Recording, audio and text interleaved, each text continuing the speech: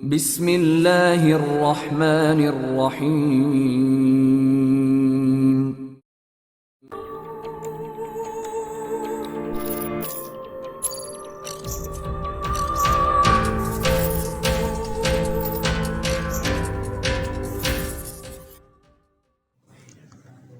अस्सलाम वालेकुम दोस्तों।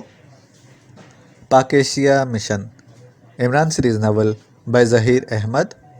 अगर आपने अभी तक हमारे चैनल जासूसी दुनिया को सब्सक्राइब नहीं किया तो सब्सक्राइब करें और बेल आइकन पर क्लिक कीजिए। सफदर को जैसे ही एक्सो की तरफ से एक लंबे और ख़ास तौर पर चमकदार आंखों वाले नौजवान की तलाश का हुक्म मिला, वो इसी वक्त अपने फ्लैट से निकल आया। वो काफ़ी देर अपनी मोटरसाइकिल पर सड़कों पर घूमता फिरता रहा था।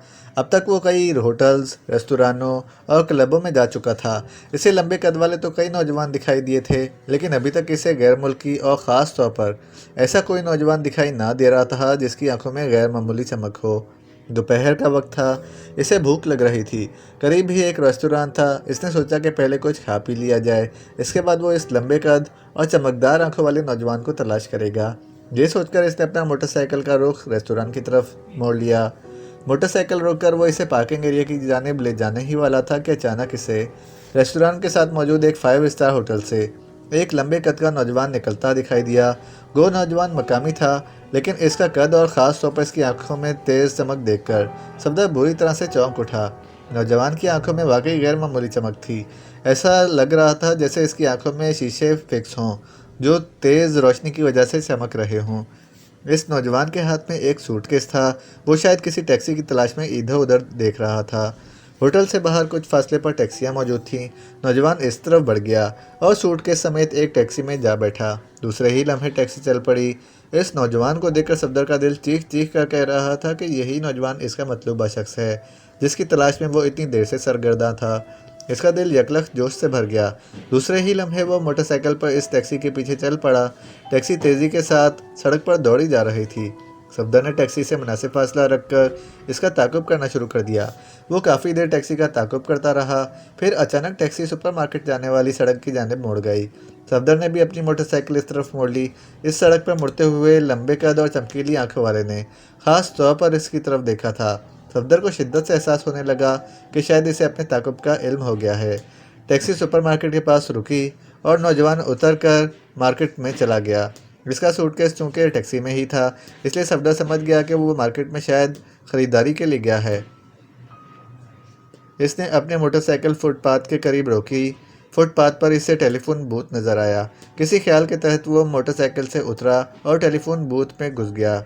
टेलीफोन सेट में पे कार्ड लगाकर वो एक्सटू के नंबर डायल करने लगा। एक्सटू, सफदर बोल रहा हूँ चीफ। आपने जिस शख्स का हुलिया बताया था, मेरा ख्याल है मैंने इसे ट्रेस कर लिया है। ख्याल से तुम्हारी क्या मुराद है? वो असल में चीफ, मैं जिस आदमी का ताक़ुब कर रहा हूँ वो मकामी आदमी है, मगर इसका कद काट, इसकी आंखों की गैर मामूली चमक और ख़ास तौर पर मैंने इसे कान खुजाते देखा था, इसलिए मैं इस पर शक कर रहा हूँ कि ये वही आदमी है जिसे हम तलाश कर रहे हैं। कौन सा कान खुजाया था इसने? दायां कान चीफ। ओह वाकई, ये इस्तार की ही मखसूस निशानी है। तुम इस वक्त कहाँ से बोल रहे हो और वो तुम्हें कहाँ नज़र आया था? ठीक है, तुम इस पर कड़ी नज़र रखो। वो जहाँ जाए इसका एहतियात से ताक़ुब करते रहो। मैं तुम्हारी मदद के लिए इमरान या किसी और को भेजता हूँ। स्टार्क? तो इसका नाम स्टार्क है? सफदर ने बड़बड़ाते हुए कहा और फ़ोन बंद किया और सेट से पे कार्ड निकालकर जेब में डालकर टेलीफोन बूथ से बाहर आ गया। टैक्सी मुसलसल इसकी नज़रों में थी। सफदर अपनी मोटरसाइकिल आ बैठा। कुछ देर बाद इसने स्टार्क को मार्केट से बाहर आते देखा। इसके हाथों में वाकई ज़रूरत का सामान था जो मार्केट से ख़रीद कर लाया था। वो टैक्सी में बैठा और टैक्सी आगे बढ़ गई। सफदर ने भी मोटरसाइकिल इसके पीछे लगा दी। अभी वो कुछ ही दूर गए होंगे कि अचानक सफदर को शदीद खतरे का एहसास हुआ। एक सफ़ेद रंग की कार जिसके फ्रंट पर स्याह उकाब का बड़ा सा स्टिकर लगा हुआ था, इस पर चढ़ी आ रही थी। सफदर ने मोटरसाइकिल दाएं तरफ कर ली। उकाब के निशान वाली कार इसके बाएं तरफ आ गई। इससे पहले कि सफदर कुछ समझता, अचानक सफ़ेद कार ने इसे साइड मार दी। सफदर ने बमुश्किल खुद को संभाला था, मगर इससे पहले कि वो मोटरसाइकिल दूसरी तरफ करके लगाता, कार ने एक बार फिर इसे साइड मार दी। सफदर को एक ज़ोरदार झटका लगा और वो मोटरसाइकिल संभालते संभालते सड़क पर जा गिरा। अचानक सड़क पर गिरने की वजह से इसका सर सड़क से बुरी तरह से टकरा गया था। इसकी आंखों के सामने यकलख्त अंधेरे की छाया चादर ही आ गई। इस वक्त इसे यूँ महसूस हुआ जैसे कोई कार इसके करीब आकर रुकी हो। इसके दरवाजे खुले और फिर अचानक इस पर जैसे कई आदमी मिलकर झपट पड़े। इन्होंने सफदर को उठाया और फिर किसी कार में डाल दिया। इससे पहले कि सफदर की आंखों के सामने छाया हुआ अंधेरा छटता, अचानक इसके सर पर एक जोरदार धमाका हुआ। एक लम्हे के लिए सफदर की आंखों के सामने सूरज सा तुलू हो गया, जिसने गुरूब होने में चंद लम्हे भी ना लगाए थे। फिर अंधेरे में जिस तरह जुगनू चमकता है, इसी तरह सफदर के जहन में रोशनी का एक नुक्ता सा चमका और बतदरीज फैलता हुआ इसे होश की वादियों में ले आया। वो इस वक्त एक छोटे से कमरे में मौजूद था और दीवार के साथ पड़ी हुई एक कुर्सी के साथ रस्सियों से जकड़ा हुआ था। इसके दोनों हाथ भी पुष्ट पर बंधे हुए थे। होश में आते ही सफदर के जहन के पर्दे पर फिल्मी मंजर की तरह सारा सीन घूमता चला गया। सुपरमार्केट से निकलते ही इसने जैसे ही लंबे कद और चमकदार आंखों वाले मुजरिम स्टार का ताक़ुब शुरू किया, अचानक इसके उकब से स्याह उकाब के निशान वाली एक सफ़ेद कार आई और इसने इसके मोटरसाइकिल को साइड मारकर नीचे गिरा दिया। फिर जब उसे उठाकर कार में डाला गया तो इसके सर पर एक ज़ोरदार ज़रब पड़ी थी, जिसने होशो हवास की दुनिया से इसे मुकम्मल तौर पर बेगाना कर दिया था। अब इसे होश आया तो वो एक तंग से कमरे में कुर्सी पर बैठा हुआ था और इसे कुर्सी के साथ रस्सियों से जकड़ा हुआ था। इससे साफ जाहिर हो रहा था कि वो बिल्कुल सही आदमी का ताक़ुब कर रहा था, जिसे लामहला अपने ताक़ुब का इल्म हो गया था। इसने शायद जानबूझकर सुपरमार्केट में टैक्सी रुकवाई थी। सुपरमार्केट में इसने ख़रीदारी के बहाने अपने साथियों को कॉल की होगी। वो बर वक्त वहाँ पहुँच गए होंगे। लंबे कद और चमकदार आँखों वाले स्टार्क ने अपने साथियों को न सिर्फ इसका हुलिया बल्कि इसके मोटरसाइकिल का नंबर और मॉडल भी बता दिया गया होगा। इसलिए इन्होंने कार से इसकी मोटरसाइकिल को साइड में मार मार कर गिरा लिया था। ये कौन सी जगह है और वो लोग इसे यहाँ क्यों उठा लाए हैं? सफदर सोचता चला गया। कमरा तंग ज़रूर था लेकिन खासा हवादार था। कमरे की दीवारों पर अजियतें देने वाले बेशुमार आलात और हथियार लटके हुए थे। दरमियान में एक पुराने तर्ज का स्ट्रेचर पड़ा हुआ था। इसके अलावा वहाँ ज़बान खुलवाने वाले दो साइंसी मशीनें भी दिखाई दे रही थीं। ओह, तो ये मुझे टॉर्चर रूम में मेरी ज़बान खुलवाने के लिए लाए हैं, सफदर ने जहरीले अंदाज में मुस्कुराते हुए कहा। वो चंद लम्हे सोचता रहा, फिर इसने अपने नाखूनों में छुपे हुए ब्लेडों की मदद से रस्सियाँ काटना शुरू कर दी। नाखूनों में ब्लेड लगाने का तरीका इसने इमरान से सीखा था, मगर वो इसमें अभी महारत हासिल नहीं कर सका था। खासी जद्दोजहद के बाद वो इन रस्सियों को काटने में कामयाब हो गया। रस्सियों से आज़ाद होते ही वो अपने हाथों को मखसूस अंदाज में हरकत देकर वर्जिश करने लगा, जो रस्सियों की वजह से सुन्न हो गए थे। अच्छी तरह वर्जिश करने के बाद जब इसके खून की गर्दिश रवां हो गई तो इसने इस कमरे से निकलने के बारे में सोचना शुरू कर दिया। कमरे का एक ही दरवाज़ा था जो बंद था, एक रोशनदान था जो काफ़ी ऊंचाई पर था। इस पर मोटी मोटी सुलाखें लगी हुई थीं, जिन्हें काटे बगैर वहाँ से नहीं निकला जा सकता था। अभी सफदर सोच ही रहा था कि दरवाजे की तरफ किसी के बढ़ते हुए कदमों की आवाज़ इसे सुनाई दी। कदमों की आवाज़ सुनकर सफदर जल्दी से दोबारा कुर्सी पर आकर बैठ गया। इसने कटी हुई रस्सियों को उठाकर जल्दी जल्दी इसी अंदाज में अपने गिर्द लपेट लिया, जैसे अभी इन्हें खोला ही ना गया हो। कमरे के दरवाजे पर चाबी लगने, लॉक खोलने की आवाज़ आई और फिर दरवाज़ा खुलता चला गया। सफदर ने अपना सर कुर्सी की पुष्ट से टिकाकर आंखें बंद कर लीं और ऐसा बन गया जैसे वो अभी तक बेहोश हो। इसने नीम आंखों से कमरे में दो अफराद को दाखिल होते देखा। दोनों आम से मकामी गुंडे दिखाई दे रहे थे। इनमें से एक के हाथ में मशीन गन थी, जबकि दूसरे गुंडे के हाथ में एक सुरंज थी। हाँ, अभी तक बेहोश पड़ा हुआ है, फिर इसे तवील बेहोशी का इंजेक्शन लगाने की क्या ज़रूरत है? सुरंज वाले गुंडे ने गन बरदार से मुखातिब होकर मुंह बनाते हुए कहा। बॉस का हुक्म है कि अभी इसे इसी तरह बेहोश ही रहना चाहिए। लेकिन ये है कौन और इसे यहाँ क्यों लाया गया है? मैं खुद भी नहीं जानता। तुम इसे इंजेक्शन लगाओ, ज़्यादा बातें ना करो, फिर बॉस जाने और ये जाने। हाँ ठीक है, मुझे क्या? सुरंज वाले गुंडे ने बुरा सा मुँह बनाते हुए कहा और सिरिंज से कैप उतार कर सफदर के करीब आ गया। इसी वक्त सफदर ने सर सीधा करके आंखें खोल दी। इसे इस तरह अचानक आंखें खोलता देखकर सिरिंज वाला गुंडा बौखला गया। इससे कबल के वो कुछ कहता, सफदर ने दोनों हाथ आगे करके इसे पूरी कुव्वत से पीछे धकेल दिया।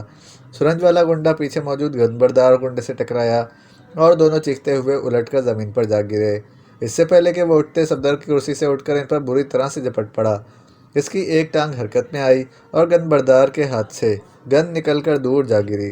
सफदर ने इन दोनों के सरों को बालों से पकड़कर एक दूसरे से इस कदर जोर से टकराया कि दोनों गुंडों के हलकों से करबनाक चीखें निकलीं और वो दोनों बुरी तरह से तड़पने लगे। फिर सफदर ने इनकी कनपट्टियों पर बारी बारी जूतों की भरपूर ज़रबे लगाकर इन्हें बेहोश कर दिया। इन दोनों की बातों से यही जाहिर हो रहा था कि वो सफदर के बारे में कुछ नहीं जानते और ना ही ये जानते थे कि इसे यहाँ क्यों लाया गया है, इसलिए इनसे बात करने का कोई फ़ायदा नहीं था। इन दोनों गुंडों को बेहोश करके सफदर ने आगे बढ़कर मशीन गन उठा ली और इसे लिए हुए दरवाजे की तरफ बढ़ता चला गया। दरवाज़ा खुला हुआ था, लेकिन सफदर ने दरवाजे की आड़ लेकर बाहर झांक लेना ज़रूरी समझा। बाहर राहदारी थी जो बिल्कुल खाली थी। सफदर गन लिए हुए बाहर आ गया और एहतियात से कदम उठाता हुआ राहदारी में चलने लगा। राहदारी के दाएं बाएं होटल के कमरों के तर्ज के कमरे बने हुए थे। एक कमरे का दरवाज़ा थोड़ा सा खुला हुआ था और अंदर से चंद आदमियों के बातें करने की आवाज़ें सुनाई दे रही थीं। सफदर दरवाजे की साइड से लग गया और एहतियात के साथ दरवाजे की दरज से अंदर झांकने लगा। कमरे में 5 गुंडे मौजूद थे। 4 एक में से गिर बैठे आपस में खुश गप्पियों और ताश खेलने में मशरूफ़ थे, जबकि 5वां इनके करीब खड़ा था। अंदर से मंशियात की गलीज़ बू भी आ रही थी। सफदर सीधा हुआ। इसने दरवाजे को एक ज़ोरदार ठोकर मारकर खोला और एकदम कमरे में दाखिल हो गया। खबरदार, अगर कोई भी अपनी जगह से हिला तो भून कर रख दूंगा, इसने कमरे में मौजूद गुंडों की तरफ गन तानते हुए कहा और चीखकर कहा। कमरे का दरवाज़ा धमाके से खुलने और इसे गन लिए अंदर आते देखकर गुंडे बौखला गए और फटी फटी आंखों से सफदर की जानिब देखने लगे। सफदर ने पैरों से उकब में दरवाज़ा बंद किया और गन का रुख मुसलसल इनकी तरफ रखकर दूसरे हाथ से दरवाजे को चुटकनी लगा दी। तुम कौन हो और यहाँ क्यों आए हो? एक गुंडे ने उठकर गुस्सीले लहजे में कहा। सफदर ने देख लिया था कि कमरा मुकम्मल तौर पर साउंड प्रूफ था। दरवाज़ा बंद होने के बाद अब वहाँ की मामूली सी आवाज़ भी बाहर नहीं जा सकती थी। इसने खड़े होने वाले गुंडे पर एकदम फायर कर दिया। मशीन गन से निकलने वाली गोलियों ने इसकी खोपड़ी के परख्ते उड़ा दिए थे। वो खून उगलता हुआ कुर्सी समेत उलट कर गिर गया। अपने साथी का ये हशर देखकर दूसरे गुंडों के रंग फक हो गए और वो जहाँ खड़े थे वहीं साकत होकर रह गए। अपने अपने हथियार मेज़ पर रख दो और हाथ सर पर रखकर खड़े हो जाओ, सफदर ने इनकी तरफ देखते हुए सर्द और तहकुमाना लहजे में कहा। इसकी बर्बरियत और सफाकाना अंदाज देखकर गुंडे इस कदर से सहम गए थे कि इन्होंने जल्द जल्द अपने हथियार निकालकर मेज़ पर रखे और खड़े होकर अपने हाथ सरों पर रख दिए। अब अपने मुंह दूसरी तरफ कर लो और इसी तरह चलते हुए दीवार के पास चले जाओ, सफदर ने इसी अंदाज में कहा। गुंडों ने इसकी बात पर फौरन अमल किया। बहुत खूब, अब ये बताओ तुम्हारा बॉस कौन है और इसका नाम क्या है? जैगर। हमारा बॉस का नाम जैगर है, एक गुंडे ने जवाब दिया। जगह कहाँ है और ये कौन सी जगह है? ये सूजी क्लब की इमारत है। तुम इस वक्त इमारत के निचले हिस्से यानी तहखाने में हो। बॉस ऊपर बैठता है। स्टार्क को जानते हो? स्टार्क? कौन स्टार्क? हम किसी स्टार्क को नहीं जानते। लंबे कद वाला नौजवान जिसकी आंखों में बेपनाह चमक है। नहीं, इस क्लब में तो ऐसा कोई शख्स नहीं है, इसने जवाब दिया। तब तुम लोग मुझे यहाँ क्यों उठा लाए हो? क्या जानते नहीं थे मेरे बारे में? बॉस का हुक्म था। इन्होंने हमें तुम्हारा हुलिया और तुम्हारी मोटरसाइकिल का नंबर और मॉडल बताया था कि इसको उठाकर यहाँ लाना है, सो हम ले आए, इस गुंडे ने इसी अंदाज में जवाब देते हुए कहा। हाँ, इसका मतलब है कि मुझे जो कुछ पूछना है इसका जवाब तुम्हारा बॉस जैगर ही दे सकता है, तुम नहीं? हाँ, ये दुरुस्त है। और सुनो, तुम अगर अपनी जान बचाना चाहते हो तो हथियार डालकर खुद को हमारे हवाले कर दो। ये जैगर का अड्डा है, तुम यहाँ से जिंदा बचकर नहीं जा सकोगे। बहुत खूब, तुम्हारा नाम क्या है? सफदर ने इसकी बात सुनकर मुस्कुराते हुए पूछा। जीरान। जिब्रान। देखो जिब्रान, मुझे तुमसे या तुम्हारे किसी साथी से कोई दुश्मनी नहीं है। मैं बिला वजह तुम्हें मारना नहीं चाहता।